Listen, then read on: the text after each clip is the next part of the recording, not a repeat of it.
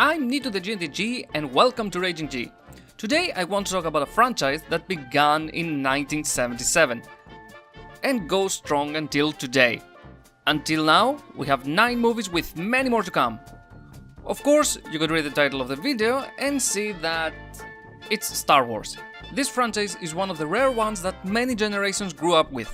Our parents grew up with those movies, we grew up with them, and now the newer generation will grow up with them as well. It's one of the few franchises that carry a magic in them, and it's unbelievable how many things exist around it, from games and series to amazing fan creations.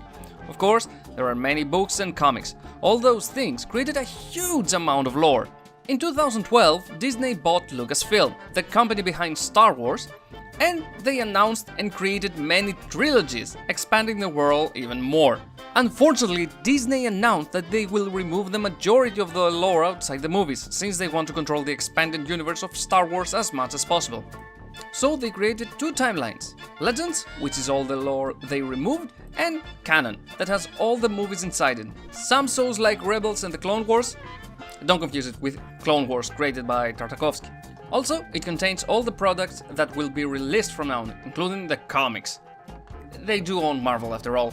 Till now there are many titles with Star Wars, like Star Wars, Darth Vader, Chewbacca, Princess Leia, Kanan the Last Padawan, and many more. We won't talk about them now, but we will focus on Star Wars Volume 1, Skywalker Strikes.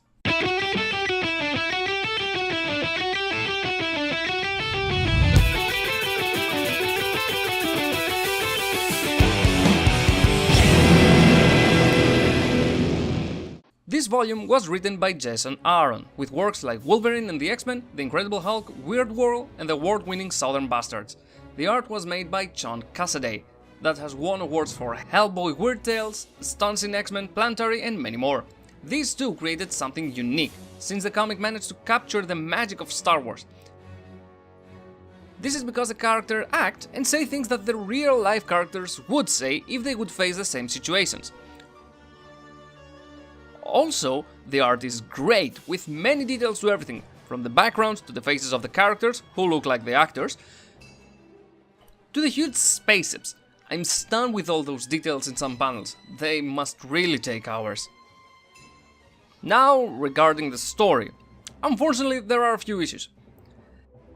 The issue isn't with the characters, because as I mentioned previously, they managed to capture the personality of each one. The problem arises when someone will try to fit these stories with the general story of Star Wars.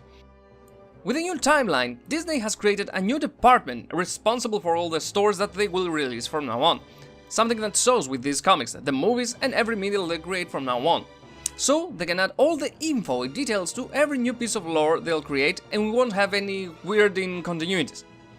But the problem is that while they can do this with the new lore they'll create, they can't change the older movies. So, in this volume, Darth Vader and Luke have their first meeting and fight, something that shows how strong Vader is in comparison to the untrained Luke, who drops the lightsaber and does what he can do best, fiddling with machinery.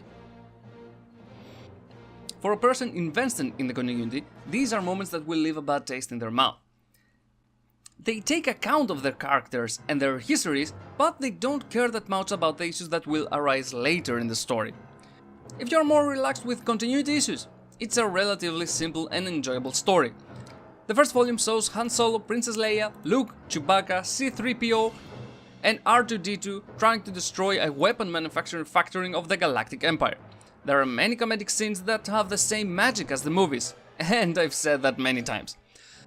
The other problem is that those comics assume that you already know the characters and their origins. If someone who hasn't watched the movies, also what are doing with their life, go and watch them. Like I was saying, if someone who hasn't watched the movies takes this comic, they won't understand some important pieces of the story. Also, another thing that is missing in this is the political power struggle that exists in the movies. It's not that they don't include it, you just won't see it in the first volume, so don't worry about that. After all this, the first Star Wars volume is fine for someone who knows a few things. I suggest it for fans to the movie. If you have, though, some problems with continuity, stay away from it. And that was it all for this episode. I was NTG, and until next time,